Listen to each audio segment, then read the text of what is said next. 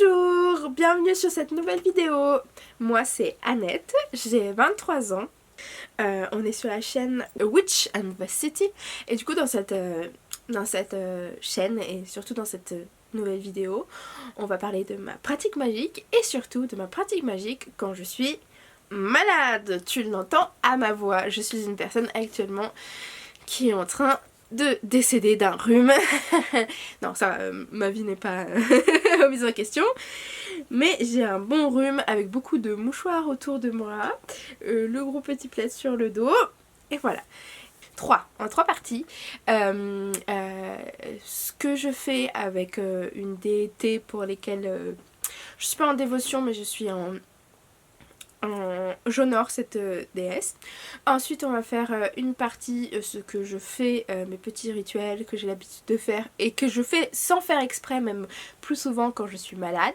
Et 3, ce que je ne fais absolument pas quand je suis malade. Quels rituels j'évite, quelles énergies j'évite et quelle action magique j'évite de faire. Voilà. Et du coup, même si ça va être une petite vidéo face cam, vous aurez plein de close-up trop mignons. Voilà, avec ma belle voix de personne enrhumée. Je parle beaucoup du nez là. Et c'est parti. Alors, on va commencer avec la première partie. Je sais pas si tu as déjà vu, non, je ne pense que j'en ai jamais parlé, mais parce que je l'ai fait de manière assez discrète. En fait, j'honore une déesse depuis maintenant. Au début c'était que quelques petits trucs que j'essayais parce que j'aimais beaucoup son énergie, etc. Et je me suis de plus en plus intéressée à cette culture. Donc c'est la déesse Brigid, parce que j'aime bien cette notion de 3 faces, etc. et tout. Et quand je suis malade, j'utilise beaucoup la notion de... Je ne travaille pas avec elle que quand je suis malade déjà, donc à éviter si vous êtes en mode « Oh, je vais faire pareil qu'elle ». Si vous avez aucune approche avec cette déesse, enfin c'est bizarre de faire cette première approche dans ce sens-là, en mode viens m'aider à guérir un rhume s'il te plaît quoi, genre c'est la déesse du rhume tu vois. Non, pas du tout. Donc faites attention comment vous faites. Et il y a plein de vidéos partout qui parlent de la dévotion, etc. J'essaierai peut-être d'en mettre quelques-unes dans le i, que j'ai bien aimé et tout.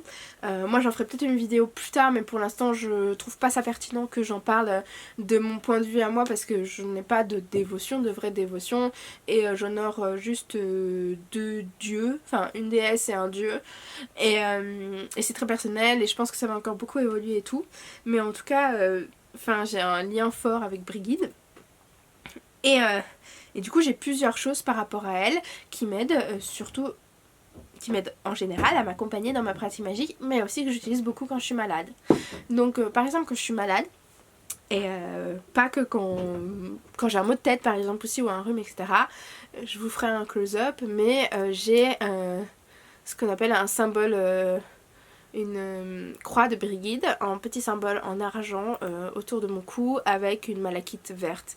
Et en fait c'est un pendentif que j'associe beaucoup à la guérison, quand j'ai envie de me sentir un peu soutenue, guérie, protégée, etc. je mets ce pendentif en fait. Quand j'ai envie d'avoir l'énergie, le côté maternant avec moi, etc. je porte ça. Et c'est quand j'ai aussi envie d'être un peu pas en communion, mais en lien, et de sentir sa présence, la présence de Brigid, et bah je mets ce pendentif.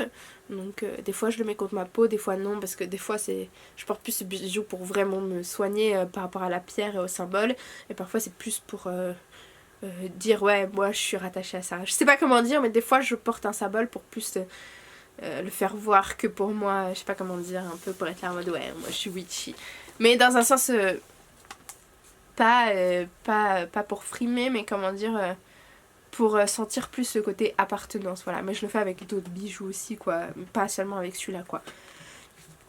Et du coup aussi, je vous montrerai en close-up, j'ai une bougie que j'ai du coup consacrée à cette déesse. Et du coup quand je suis malade, et ben en fait j'allume cette bougie sur mon autel. Et non, quand je suis pas malade, j'allume cette bougie normalement en invitant l'énergie de Brigid, etc. Et quand je suis malade, je l'invite, mais je change un peu comment dire, la phrase quand j'invite. Et surtout, quand je l'invite, en fait, c'est vraiment une invitation dans le sens, dans mon cœur. Même si je le prononce pas forcément à haute voix, dans mon cœur c'est très ouvert pour que une énergie vienne, comment dire. Si ça vient pas, tant pis, je le sais, dans mon cœur c'est pas grave, c'est pas une obligation, c'est pas une invitation forcée, comme on dit. Vous savez, vous recevez des invitations des fois et vous savez que si vous vous pointez pas, genre la personne va être là en mode ah il est pas venu. Alors que quand c'est un pote, il vous dit viens passer le café, viens prendre le café quand tu veux, tu vois, je laisse ma porte ouverte. Et ben moi je vois cette bougie là quand je l'allume plus comme une porte ouverte en mode plus quoi. C'est genre j'ai la porte ouverte et j'ai allumé une lumière pour dire voilà tu peux venir, tu vois là. Et bien sûr je ne vois pas Brigid la déesse comme une pote, mais c'était une métaphore pour que vous compreniez bien l'esprit du sens du symbole de cette bougie en fait.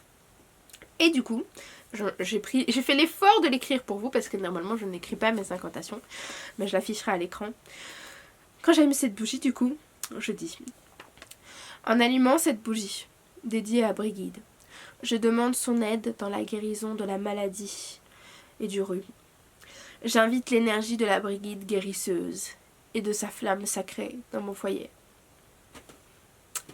Voilà. Et pareil, je fais aussi une incantation. Quand je mets le collier, je fais une incantation où je dis que Brigid m'aide, ou par exemple que Brigid m'accompagne. Mais toujours dans cette idée de voilà, peut-être elle va venir, peut-être elle va pas venir, puis c'est tout, puis c'est comme ça, voilà. Peut-être j'aurai une énergie qui va m'aider, peut-être j'en ai pas, voilà. Et aussi, pour terminer, on va revenir un peu sur ma tête en face cam, que j'aurais dû commencer par ça parce que je le porte. C'est aussi, je remettrai le nom, mais un châle. Un châle de guérison en fait, moi je l'appelle l'écharpe à Brigid. Et du coup en fait c'est une écharpe que j'ai consacrée, excusez-moi, arrêt au mouchoir. Alors, moi j'appelle l'écharpe à Brigid, je l'ai consacrée, excusez-moi je viens de me moucher, c'est horrible. Je l'ai consacrée à Brigid le jour d'Imbolc, que je l'ai mis à la lumière la nuit, enfin je l'ai mis à la lumière de dehors la nuit d'Imbolc quoi. Et c'est entre le 1 et le 2 ce que j'ai fait perso. Et du coup c'est consacré à elle pour qu'elle la transforme en écharpe de guérison, etc. C'est un truc que j'avais trouvé dans une vidéo que je vous mettrai dans le petit qui parlait d'Imbolc. J'avais trouvé ça très intéressant. Et du coup apparemment, et c'est ce que je vais faire, et c'est ce que je fais, c'est qu'il faut la remettre chaque année sous machin. Et c'est très intéressant parce que justement cette écharpe, j'avais fait ça il y a longtemps et du coup j'avais un peu rangé de côté etc et tout, j'en avais plus besoin parce que de toute façon après on allait vers mars, avril, mai, juin, du coup à ces périodes là on met plus trop d'écharpe quoi. Et du coup ce qui s'est passé c'est que en fait j'ai perdu cette écharpe pendant presque un an, je ne savais pas où elle était.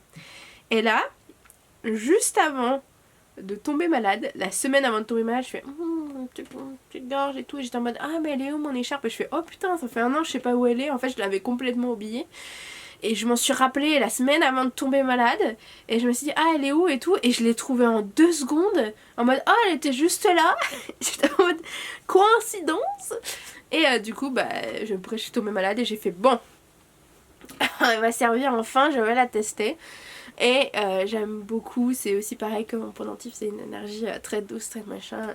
Mais bon, voilà, j'aime beaucoup son énergie, cette écharpe, mais je la mets pas tout le temps. Là je l'ai mis pour la vidéo, mais c'est un petit plus, mais j'aime pas trop l'utiliser quoi, parce que je trouve que c'est bien de rester avec...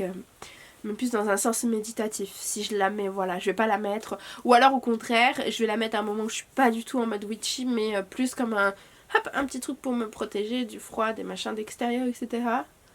Comme une écharpe finalement, mais avec l'écharpe en plus quoi, en mode écharpe blindée quoi.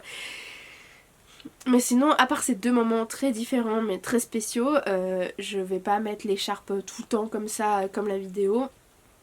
Je vais la faire un peu dans des trucs un peu ritualisés, de je la mets pour sortir dehors en mode un peu protection, ou je la mets quand je suis malade mais vraiment en mode méditation quoi.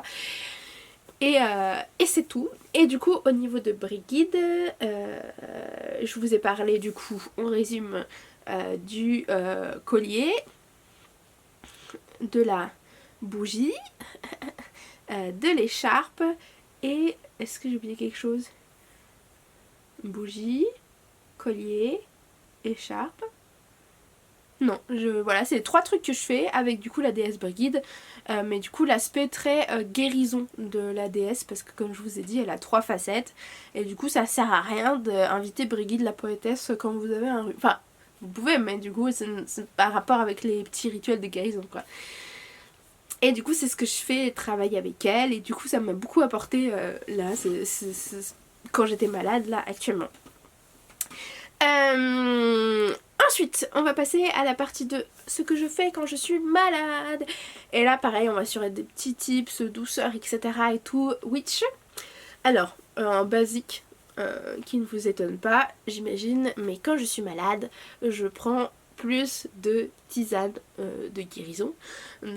Tisane classique, hein. Moi perso, je suis pas très compliquée parce que j'aime bien allier médicinal et magie. Et en fait pour moi ça sert à rien que je me fasse une tisane en mode ouais thé noir du au Liban, machin je sais pas quoi, etc. Mettre 15 000 plantes. Je fais ok, qu'est-ce qu'on prend habituellement quand on est malade sans être une sorcière? Du thym, du citron et du miel. Voilà, donc moi ce que je fais, c'est que je demande à chaque énergie de m'aider. Je demande au thym de m'apporter force, etc. Pour combattre la maladie. Je demande au citron que l'énergie solaire de la rondelle de citron m'apporte, etc. Pareil, énergie. Et qu'est-ce qu'on a d'autre? On a dit le miel, voilà. Et du coup, là, je remercie l'esprit des abeilles, etc. et tout pour le miel. Et ensuite, le citron sans pesticides, le miel de France si c'est possible, et le thym pareil sans pesticides de France parce que vous allez le boire. Hein. Et du coup, je mélange en demandant toutes les énergies, etc. pour que ça me guérisse, etc. Puis après, je bois le thé normalement, voilà, en me disant, voilà, je prends ma potion ma potion de guérison, voilà, et je cherche pas plus compliqué. Et il y a une autre tisane que j'aime bien prendre aussi pour le côté un peu médicinal qui est l'artémisia, et du coup pareil je demande l'artémisia de m'aider, etc. Ça pourrait être intéressant avec les personnes peut-être qui travaillent avec Artémis, je viens d'y penser vu que le nom est très similaire et moi je ne travaille pas du tout avec cette énergie. Donc, et comme j'aime pas mélanger l'artémisia et le thym parce que ça n'a pas du tout le même goût, moi j'ai fait 2 tasses séparées quoi. Et ça aide bien l'artémisia.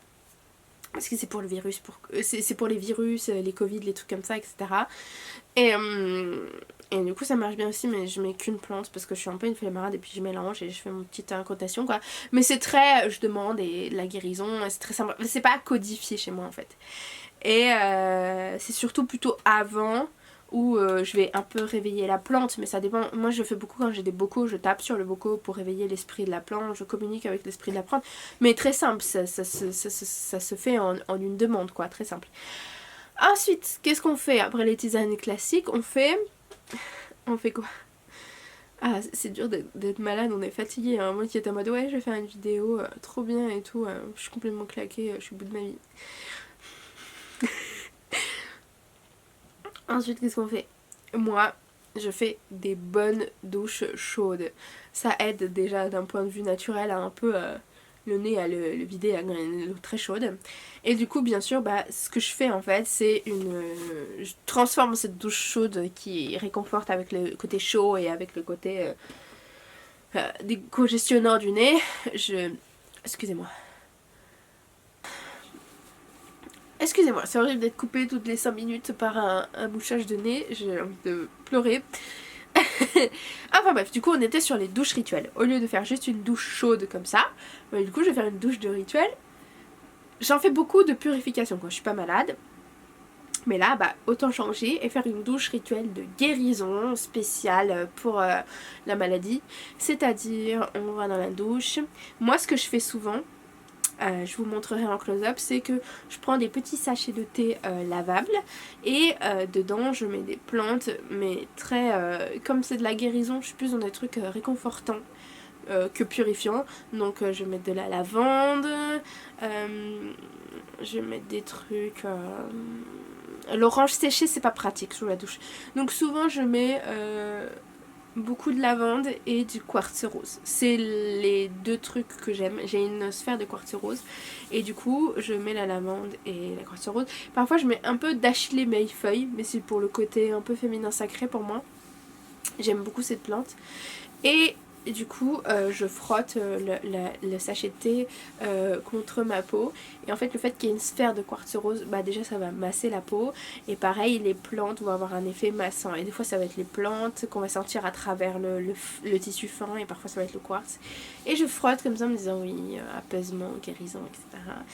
Et aussi, pas obligé de faire ça parce que des fois on n'a pas le temps, on est fatigué, voilà, c'est compliqué. Ça c'est vraiment en mode plus cocooning.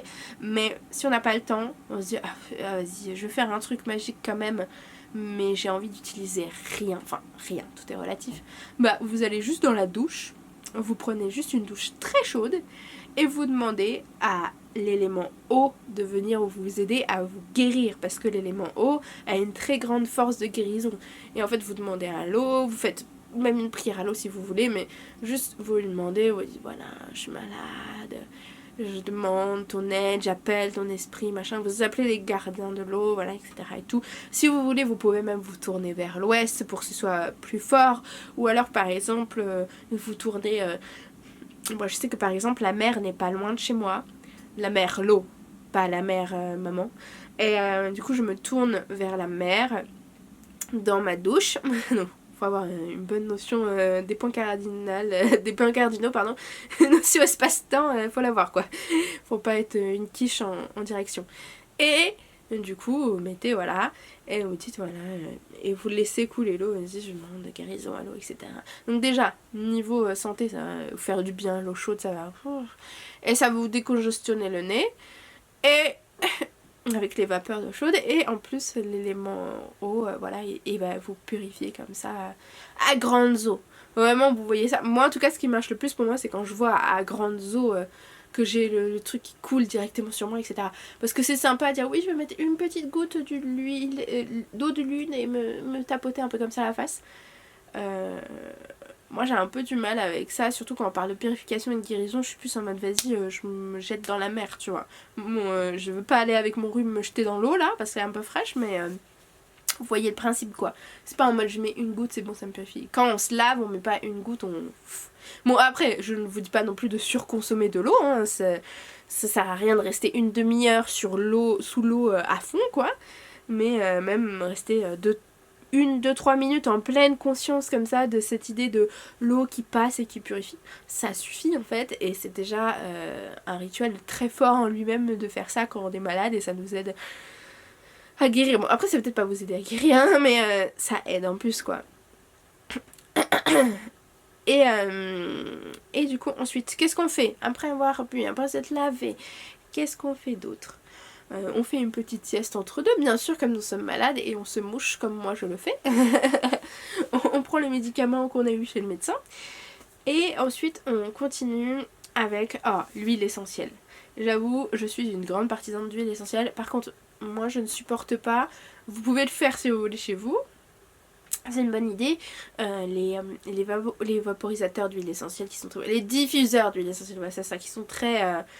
qui distribuent de la vapeur d'eau avec l'odeur de l'huile essentielle, où il y a besoin de mettre que 3 gouttes, c'est super bien et tout. Moi j'ai du mal, avec pas mal d'huile essentielle. En fait je suis pas allergique de base aux huiles essentielles, mais ce genre de dispositif ça me fait une sensation pas agréable d'irritation au niveau de la gorge. Enfin j'ai là en mode j'ai l'impression que j'arrive plus à respirer quoi. Mais après je pense que ça m'est arrivé en fonction d'une huile essentielle en particulier que j'utilisais pas spécialement. Mais je me suis dit bon bah c'est mort en fait, je vais pas m'amuser à acheter un truc super cher comme ça pour le mettre chez moi, au final de jamais pouvoir l'utiliser, et puis finalement ça me gêne plus que ça m'aide. Et en plus je vis dans une petite maison, donc un diffuseur c'est... En gros il envoie trop de puissance pour chez moi. Mais vous pouvez utiliser cette technique de diffuseur comme ça, c'est trop bien. Et moi du coup, ma petite huile essentielle que j'utilise, mais du coup comme une... blédarde, ça se fait pas de dire ça. Comme une personne qui a pas de thunes clairement, pour acheter un diffuseur ou faire autrement, je sniffe comme ça. Bon après c'est mon huile essentielle personnelle donc je m'en fous de foutre mes bactéries comme ça. Et puis ah c'est trop beau. Normalement ça devrait pas, je colle pas mon nez non plus quoi. Mais du coup j'utilise de l'huile essentielle de cèdre d'Atlas. Je trouve que c'est un super bon truc pour la guérison. J'utilise aussi beaucoup en purification, mais là je l'utilise pas dans un sens purificateur pour moi, j'utilise vraiment dans un sens en mode, bon un peu de manière médicinale. Moi ça me décongestionne un peu le nez, mais bon c'est pas la meilleure solution, c'est juste parce que j'aime beaucoup l'odeur et j'aime beaucoup cet effet un peu sapin quoi, cèdre quoi. Et du coup je suis là en mode petit tips, voilà. Mais j'ai pas de vrai rituel, enfin j'ai pas, en gros c'est pas du tout ritualisé, je suis plus en mode je sniffe mon huile essentielle et puis c'est tout quoi. Mais c'est mon petit tips en plus. Et du coup j'aimerais bien avoir vous quelle huile essentielle vous utilisez si vous êtes malade etc. Moi j'utilise celle que j'ai, je vais pas m'amuser à en acheter une pour ça. Et comme je sais que cèdre d'Atlas bah, je l'utilise beaucoup en général dans ma pratique magique, bah, je l'utilise aussi dans ma vie au quotidien. Voilà, que je la sens en fait, j'utilise beaucoup, comment on appelle ça, de l'aromathérapie, voilà. Et du coup de sentir l'huile essentielle comme ça. Et j'en ai mis un peu aussi, mais faites attention si vous êtes sensible à l'huile essentielle ou allergique, mettez un petit point sur votre peau et n'en mettez pas trop vraiment, et testez avant. Et moi du coup ce que j'avais fait c'est que j'ai mis 2 gouttes sur ma main et je l'avais mis sur ma gorge et ça m'avait beaucoup aidé. Mais bon, après ne faites pas ça si vous êtes sensible. Moi je suis vraiment pas sensible aux huiles essentielles et j'ai mis 2 gouttes comme ça une fois en 5 jours quoi, c'est tout. Je vais pas en mettre une fois par jour comme ça ou 2-3 fois par jour contre mon cou. Voilà. Et du coup c'était le truc un peu moins witchy. Ensuite continuons. Quand je suis malade du coup sur mon hôtel, je prends le temps de ne rien faire. C'est-à-dire que faire des offrandes par rapport à tous ces petits rituels que j'ai demandé. Parce que c'est important de faire des offrandes aussi quoi. Et du coup par exemple quand je prends ma tasse de thé au thym, et bah je mets une offrande de thym sur mon autel. Et je le laisse là quoi. Et je mets des cartes en rapport. Donc vous verrez là j'ai sorti la carte du repos, du refuge et du repos, parce que quand on est malade c'est vraiment le moment en fait, c'est quand nos corps nous disent stop en fait je te suis plus, donc ils s'arrêtent à notre place en fait, et du coup c'est le moment de se reposer, de vraiment prendre le temps de profiter de son repos pleinement quoi, quand on a la possibilité. Je sais que tout le monde ne peut pas. Ensuite pareil, j'aime beaucoup m'accompagner de la carte de l'oracle magie forestière, du thym, parce que il y a vraiment ce truc là de j'invite l'esprit du thym pour qu'il m'aide, je fais des offrandes de thym pour que ça marche, et j'en bois une partie, voilà. Et même des fois je brûle un petit peu de thym. Et du coup ça fait la transition parfaite avec du coup le troisième point. Ce que je ne fais pas quand je suis malade. Bah quand je suis malade en fait ce que je ne fais pas c'est que je ne fais pas de cercle. Je ne fais parce que je suis malade. Et en fait j'ai pas envie de m'enfermer dans mon cercle avec ma maladie en fait. Avec l'énergie de la maladie en fait. Je pense que ça pourrait biaiser le rituel. Et de manière générale... Oh, vous m'excusez, je viens de repasser 5 minutes à me moucher. Je dois devenir de plus en plus rouge et les larmes aux yeux. À chaque fois je suis là en mode... Enfin bref, et je vous coupe ces moments parce que je suis vraiment là en mode à me moucher pendant 5 minutes en mode... Enfin bref, horrible. Oh. Au coup ne regardez pas mon nez si j'ai une crotte de nez, oh mon dieu. Ah. Et du coup ce que je disais que je ne faisais pas, et du coup ce que je ne fais pas c'est... De manière générale, j'évite de faire des gros rituels, des gros machins. Et puis tant pis si ça tombe sur une célébration. Là entre guillemets j'ai de la chance parce qu'il n'y a pas de célébration bientôt. Si, il y a Yule. Je vais d'ailleurs sortir une petite vidéo sur Yule quand même, j'ai une idée dans ma tête. Ça va être une vidéo... Voilà. Et du coup... Ça veut dire que ça va, j'ai le temps de pas être malade au sabbat et que voilà. Et si ça tombe pendant un sabbat, moi je trouve ça important aussi de... Bah juste de d'être malade et de profiter de sa maladie quand il y a le sabbat quoi. Enfin profiter, tout est relatif. Mais je vous dis pas de crier de joie, mais du coup d'être dans cette acceptation que oui, tant pis cette année, le sabbat il sera comme ça.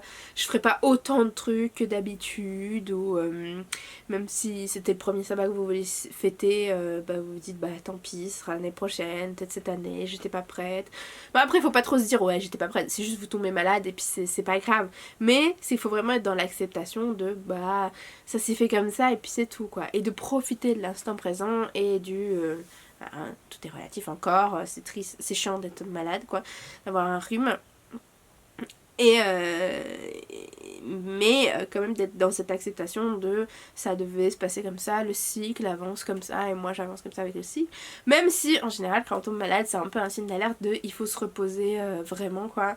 Mais moi c'est juste parce que j'ai fréquenté des gens malades en fait, faut que je change d'amis en fait je pense. Et ils vont regarder, s'ils regardent ce passage de cette vidéo, ils vont être là en mode ah, je crois que c'est moi l'amie d'Annabelle. Ils vont être là. Ah là là, elle a dit qu'elle devait changer d'amis. Non ça va, j'ai pas des amis qui se vexent donc ça devrait aller. Enfin bref. Et du coup c'est ça, j'évite de faire des gros rituels comme ça etc et tout. Je suis plutôt dans, je fais pas de gros tirages, par contre je tire toujours une carte comme ci, comme ça, voilà, ou alors je choisis carrément la carte, mais je ne fais pas de gros tirages, de grosses questions etc, même pour les autres je ne tire pas les cartes quand je suis malade, et voilà, je fais pas de gros rituels, je fais pas de machin, je fais juste des petites tisanes, des petits machins, allumer les bougies aussi, ouais. Bon là ce que j'ai fait par exemple, qui pourrait être considéré comme un rituel magique qui est en dehors du fait d'être malade, c'est que j'ai fini de consacrer ma bougie pour la saison sombre. Et du coup c'était juste le fait, en fait déjà j'ai pas fait un rituel pour ça parce que je l'ai fait en plusieurs étapes, parce que je voulais que ça prenne plusieurs étapes à plusieurs moments clés, voilà. Et du coup c'était juste une action et après tu laisses le truc reposer énergétiquement. Et du coup tu n'as pas besoin de faire de cercle à chaque fois parce que c'est une action qui dure 1 minute quoi vraiment. Et du coup mon action là c'était 1 minute, ce qui était de finir le truc, qui était de oindre la bougie. Et ça je l'ai fait quand même quoi. Même si j'étais malade quoi, je me suis pas dit je vais transmettre ma maladie au rituel, non c'est pas ça. Par contre le cercle je trouve que on s'enferme un peu avec ce côté malade, on est dans sa bulle avec le truc malade donc bof quoi, ça j'aime moins. Mais après vous pouvez quand même en faire, hein, vous faites ce que vous voulez, moi je vous dis juste mon ressenti. Et du coup, qu'est-ce que je voulais dire d'autre? Qu'est-ce que je ne fais pas? Je ne purifie pas. Voilà, je n'allume pas de bâton de fumigation. Si j'ai vraiment besoin de purifier un truc, vraiment, je vais pas aller faire une purification chez quelqu'un. Hein. Si y a un truc comme ça, moi juste je me barre de l'endroit. Maintenant si je suis chez moi, que je sens qu'il y a un petit truc quand même alors que je suis malade, bah, ce que je vais faire c'est que je vais pas faire de fumigation machin etc. Je vais à la limite si c'est vraiment obligatoire, et vraiment je le fais pas, hein. Je le fais pas, c'est vraiment si on m'oblige, on me dit vraiment t'as pas le choix Annabelle tu dois le faire, je vais plus préférer une purification par le son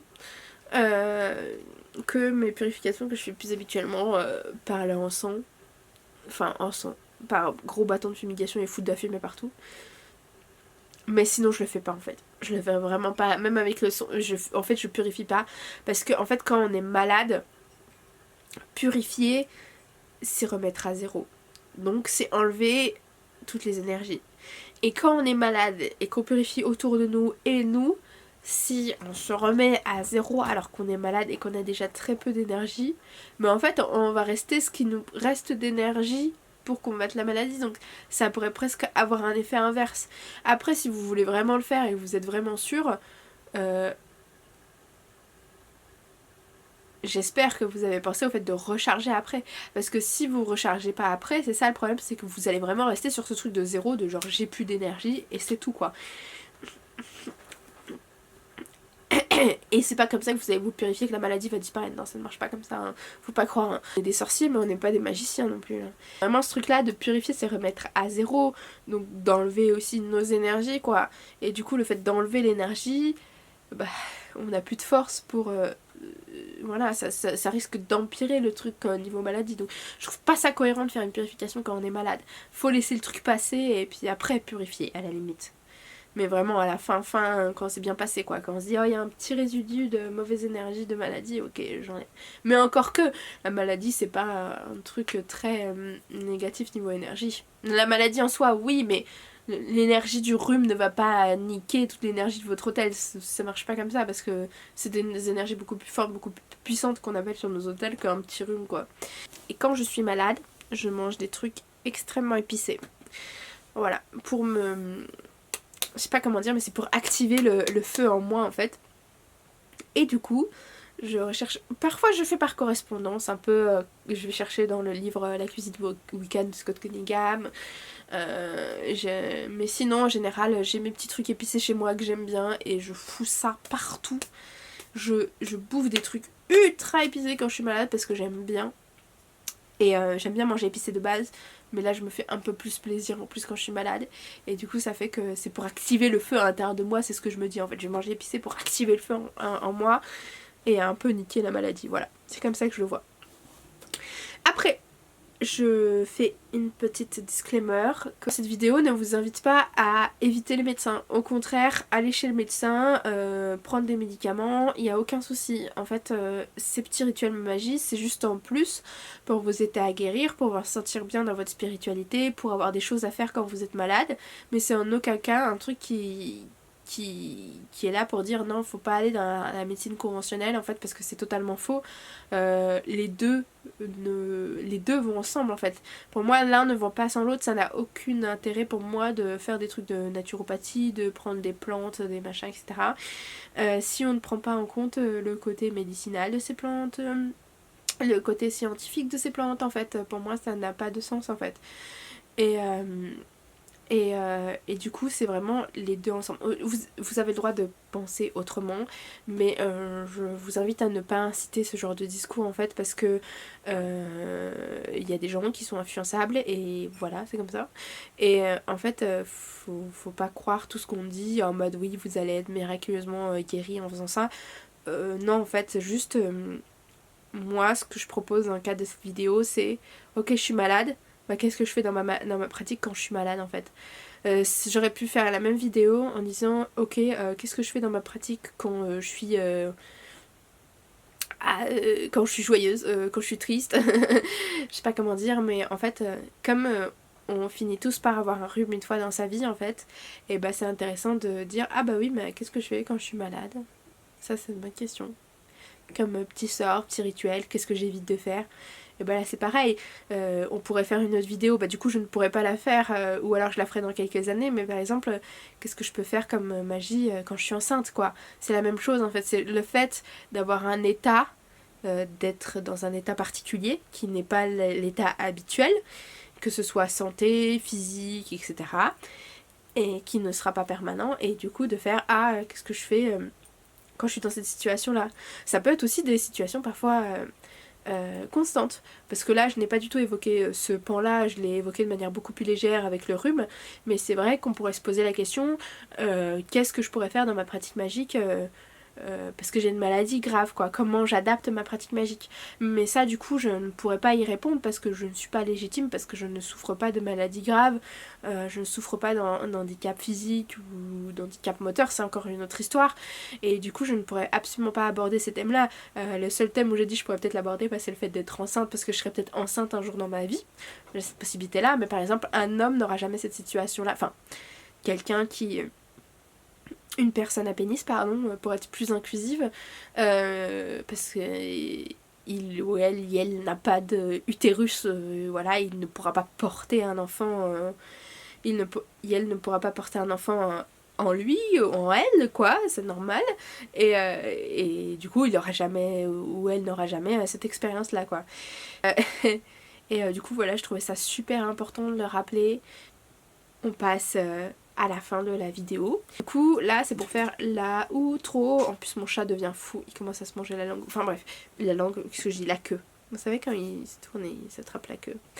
Donc j'espère que la qualité de vidéo vous a plu. J'espère que ma voix malade ne vous a pas trop trigger ou gêné ou embêté quoi.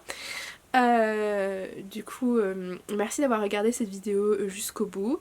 Moi c'est toujours Annette, j'ai toujours 23 ans, je vous parle de ma pratique magique et du coup là on a expérimenté le thème de être malade mais de manière légère.